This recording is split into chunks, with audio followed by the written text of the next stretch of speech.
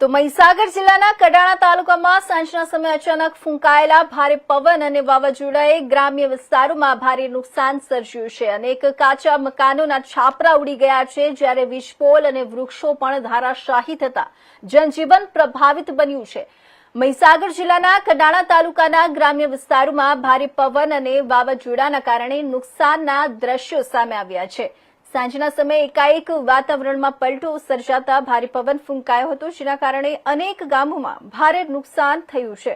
ખાસ કરીને ગોધર ગામ અને આસપાસના વિસ્તારોમાં કાચા મકાનોના છાપરા તેમજ પતરા ઉડી ગયા હતા.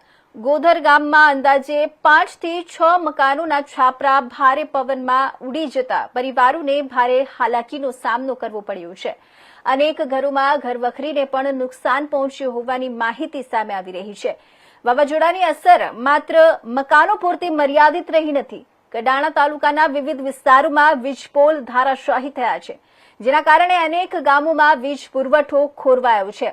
સાથે જ મોટા વૃક્ષો પણ મૂળિયા સહિત ધરાશાયી થતા માર્ગો અવરોધાયા હતા.